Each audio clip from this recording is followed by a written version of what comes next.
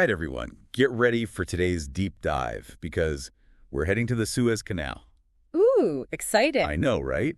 Now, you probably know the basics, that it connects the Mediterranean to the Red Sea. Right. But we're going way deeper than that today. Okay. Think ancient history, big engineering projects, global trade, and even some ecological surprises. Sounds fascinating. It is, trust me. Well, one thing that always gets me is that people have been trying to build a canal there for thousands of years. Really? Like way before modern ships? Oh, yeah, way back to ancient Egypt, even. Wow, okay, so who were the first to give it a shot? Well, there was Senusret III, a pharaoh from the 12th dynasty BC. And then later, even Darius III of Persia had a go at it around the 6th century BC. So they were already dreaming big back then. Definitely. But those early canals weren't like the one we have today. What do you mean? They weren't always in use, more like temporary waterways for trade during certain times. So why didn't they last? Well, there are theories, Maybe the Red Sea receded over time, or the Nile silt kept clogging things up. Makes sense. Nature can be a tough opponent. Yeah, for sure. But it's amazing that the idea kept popping up through history. I mean, wasn't there even a story about Cleopatra trying to drag her ships across the land? There is that story. It shows you how badly they wanted a passage even back then. Yeah, a shortcut between those seas would have been a game changer. Absolutely. Though, to be accurate, modern historians think those ships were actually burned, not dragged. Oh, okay. So no ancient ship-pulling workouts for Cleopatra's crew. Right, exactly. But still, it proves the point. Yeah, totally. Okay, let's fast forward a bit. We can't talk about the Suez Canal without mentioning Napoleon. Of course not. It's interesting because his time in Egypt wasn't all about military stuff. He was fascinated by those old canal ruins. Really? Oh, yeah. He even had engineers and archaeologists digging around, thinking about building a new one himself. So what stopped him? Was it all the, the wars and battles he was busy with? Well, there was that, but also they messed up the measurements big time. Measurements? Yeah, the difference in sea levels between the Mediterranean and the Red Sea. Ooh. They were off by over 8 meters. 8 meters. That's a huge difference. It is, and it made the project seem impossible at the time. Wow. Talk about a miscalculation. It shows how much surveying technology has improved, though. That's for sure. Yeah. So that makes Ferdinand de Lesseps, the guy who actually built the modern canal, even more impressive. Oh, absolutely. De Lesseps was determined. I mean, really determined. Like, wouldn't take no for an answer kind of guy. Exactly. He had to deal with politics, money problems, people who didn't believe in him. You took 10 years to build the canal, right? It did. 10 years of massive construction. Wow. They used forced labor back then, a system called the corvée, which was very controversial. Yeah, I can imagine. And even today, there's still debate about how many people died during construction. The numbers are all over the place. That's a reminder that progress often has a human cost. Sadly, it does. Okay, let's shift gears to the grand opening. I heard it was a huge event.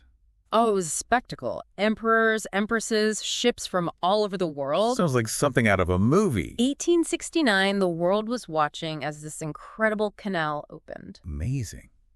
But did everything go smoothly? No hiccups along the way? Well, funny you should ask. Uh-oh. The canal wasn't actually, 100% ready. Really? And there was this incident with a French ship, the Pelouse, running aground and blocking everyone else. A French ship at the opening of the French-built canal. Yeah, a little ironic, isn't it? That's for sure. Plus, early traffic through the canal was lower than expected. So even this huge achievement had its share of problems at the beginning. It did. But there's no denying the impact it had on global trade, right? I mean, ships could suddenly avoid that long trip around Africa. It was a game changer for sure. Exactly. Travel times got shorter, especially for those European powers. And what about those old routes, like around the Cape of Good Hope? They started to decline. Makes sense. But of course, it wasn't all positive. Right, because easier access also meant, easier access for colonialism in Africa. Unfortunately, you're right. The canal became this tool for geopolitics, not just a trade route. It's a reminder that even something that seems purely about engineering can have really complex consequences. It's true. Are there any specific examples of how this played out? Well, one interesting case is how it affected Britain. Okay. Before the canal, goods from the east arrived slowly by sailing ships. So Britain had time to prepare. Yeah, they had this whole warehouse system set up, but then the canal sped things up. Their system couldn't handle it. It actually contributed to a financial crisis in 1873. Wow, so the canal had these unintended ripple effects. Exactly. It's a classic example of how innovation can disrupt things in unexpected ways. Okay, so we've got this canal changing trade, impacting colonialism. But it also became a strategic asset, right? Oh, absolutely. Like a choke point that nations fought over. I mean, control the canal, you control a lot of trade. Right. Think about the British influence there in the late 1800s. Yeah, or the Suez crisis in 1956 when Egypt nationalized it. And don't forget the closures during those Arab-Israeli wars. Right. All those events show how important the canal was and still is. More than just a shortcut through the water. It's a place where power plays out. Okay, fast forward to today, and we can't ignore that whole Ever Given incident, can we? Ah, yes, the giant container ship that got stuck. It felt like the whole world was watching. And feeling the effects, too. Exactly. Supply chains were messed up, oil prices went crazy. It showed just how reliant we are on that one waterway. It's a reminder that even with all our technology, things can go wrong. They can. And it seems like that Ever Given event made Egypt realize they needed to expand the canal. They did, to handle those huge ships and the growing traffic. Makes sense. But even with these expansions, there's still challenges, right? Oh, definitely. There's piracy, for one thing, which is pushing some ships back to the longer route around Africa. Really? Because of pirates? Yeah, it's a serious issue. And then there's competition from the northern sea route as the Arctic ice melts. Wow. So the Suez Canal is facing all these different pressures. It is a whole mix of challenges and opportunities. And we can't forget the environmental impacts either. Oh, right. That's a whole other chapter. Okay, let's talk about that. Well, one of the big things is what's called Lesepsian migration. Lesepsian what? It's basically species moving between the Red Sea and the Mediterranean through the canal. So the canal is like a gateway for creatures to travel. It is, and it's causing disruptions to those ecosystems. Meaning? Well, some species are moving in and outcompeting the native ones. It's a real concern. And I'm guessing those canal expansions aren't helping. You're right. The wider and deeper it gets, the easier it is for species to move through. And we can't forget about the Aswan High Dam in Egypt, right? You're on a roll. Yeah. It's reduced freshwater flow into the Mediterranean, which also messes with the ecosystem. Wow, so the Suez Canal is way more complex than I ever realized. It is. It's about engineering, sure, but also about global trade, power struggles, and even these unexpected ecological consequences. It's a story that touches so many different aspects of our world. Exactly. It's not just a ditch in the sand. It's a window into human ambition, ingenuity, and how our actions can have unintended consequences. That's a great way to put it. Dang. This is fascinating stuff. Let's take a short break, and when we come back, we'll dive even deeper into the Suez Canal story. Sounds good to me. You know, it's amazing when you think about those ancient canals, like the sheer effort involved in trying to connect the Mediterranean and the Red Sea back then. It boggles the mind. I mean, what can you tell us about those early attempts, the ones that came before the modern Suez Canal? Well, picture ancient Egypt, ruled by Pharaoh Senusret III. Okay. A powerful ruler, ambitious, wanting to expand his empire's reach. Right. And one of his big ideas was a canal linking the Nile River to the Red Sea. So his ships could sail farther and bring back more goods. Exactly. It was about more than just a shortcut. Yeah, I get it. Control the trade routes, control the power and the wealth. Right. It would have given Egypt a huge advantage. Makes sense why he was so keen on it. Yeah. So did it work? Did Senusret III actually get his canal built? That's where the history gets a bit murky. Oh. We've got archaeological evidence of canal sections from his time. Okay. But whether it was fully operational, well, that's still debated. So we're not sure if he actually pulled it off. It seems he started a massive project, maybe using a natural waterway as a base, but connecting all the dots is tricky. Like a puzzle with missing pieces. Exactly. And then centuries later, you have Darius III of Persia. Right. You mentioned him before. He also tried to build a canal. He did. Another ambitious ruler saw the strategic value of a canal. I bet. Connect those seas, and you open up all sorts of possibilities. Right. He came to power in Egypt after the Persians conquered it. Okay. And he was all about consolidating his control, expanding trade. So he picked up where the pharaohs left off? In a way, yes. He focused on fixing and expanding existing canal sections. Interesting. And he might have even extended it further south, towards the Red Sea. Ambitious. But did his canal actually work, unlike Senusret's? This is the cool part. Darius II's canal seems to have been in use for quite a while. Really? How do we know that? We have accounts from ancient Greek historians, like Herodotus. He described the canal, its size. Wow, so we've got first-hand descriptions from back then. We do. And there's also this inscription on a stone where Darius brags about his accomplishment. I can just picture it.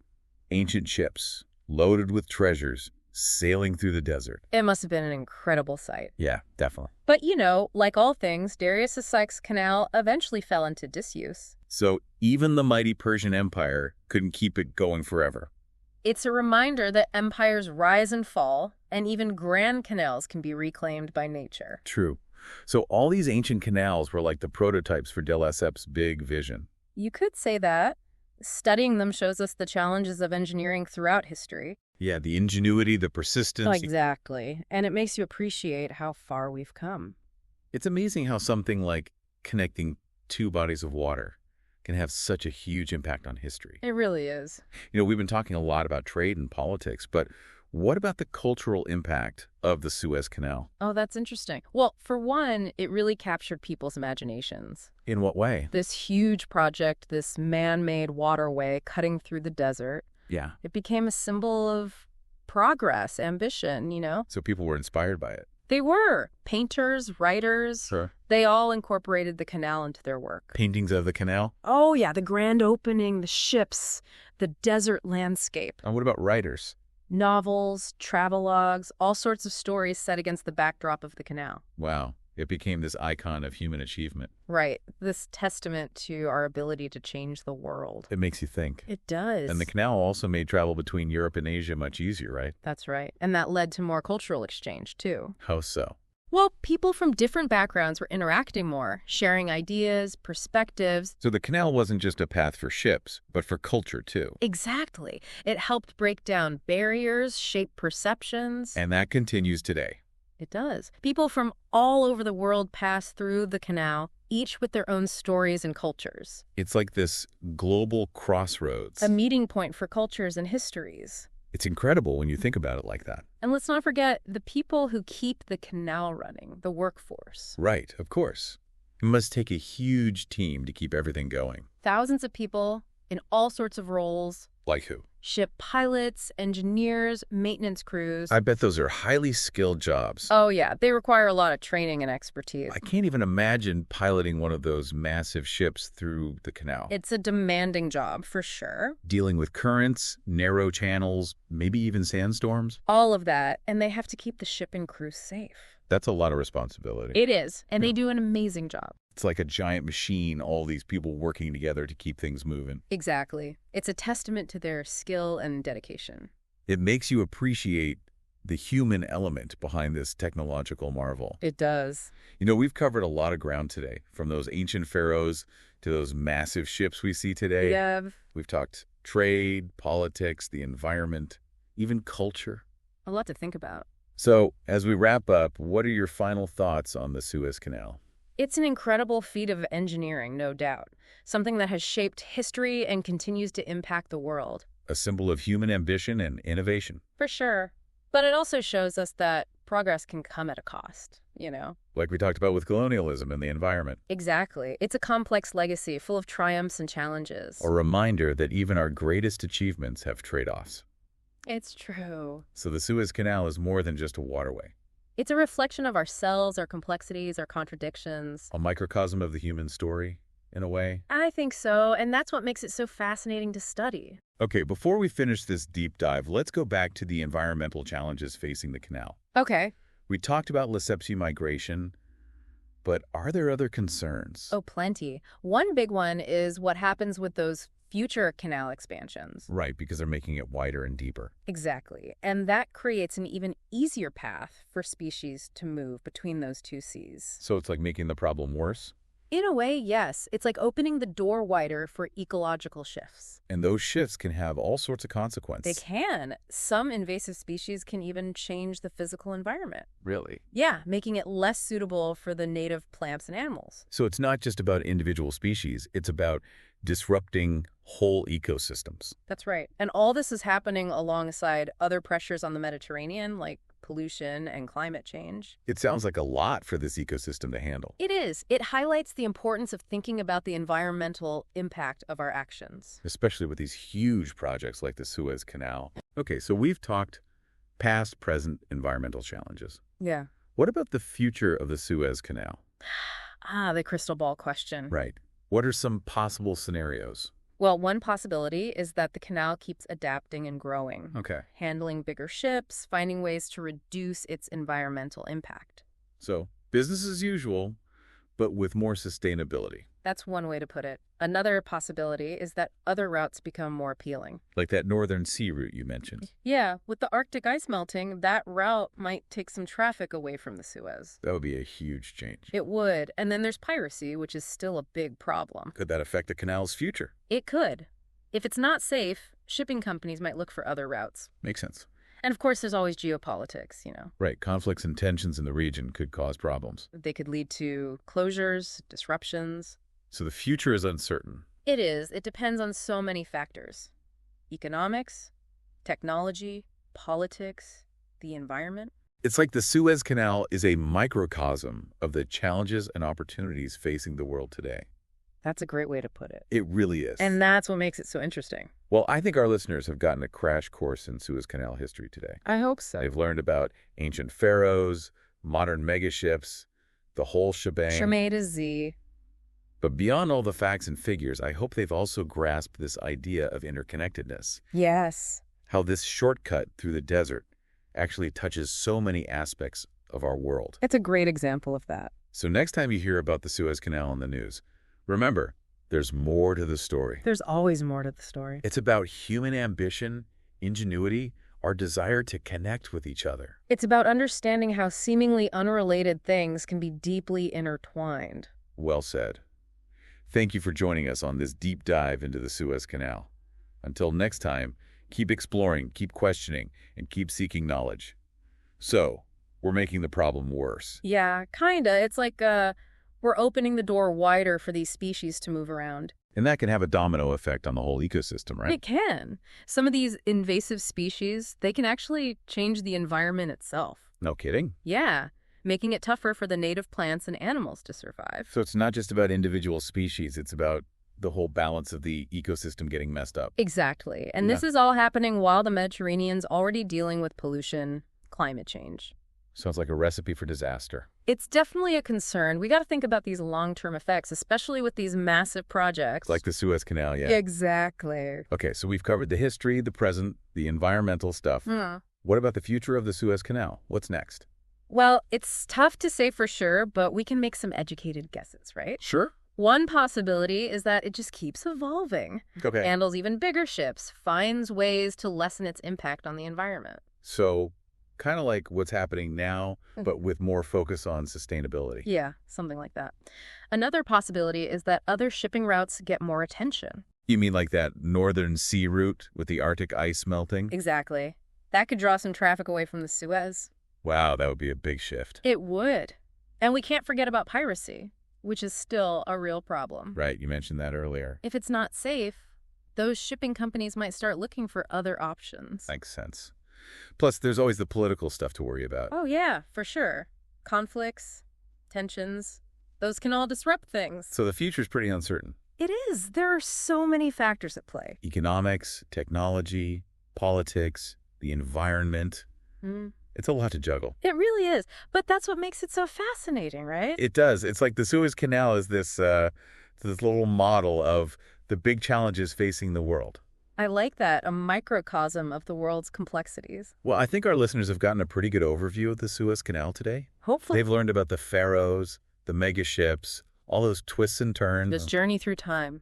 But more importantly, I hope they've come away with a deeper understanding of how connected everything is. That's the key takeaway. How this one canal can have such a ripple effect on the whole planet. Exactly. It's a great example of that. So the next time you hear about the Suez Canal in the news, think back to everything we've talked about. There's so much more to the story than just ships passing through. It's about human ambition, our desire to connect the world. It's about recognizing the consequences, both good and bad. And it's about understanding how seemingly small things can have a huge impact. Couldn't have said it better myself.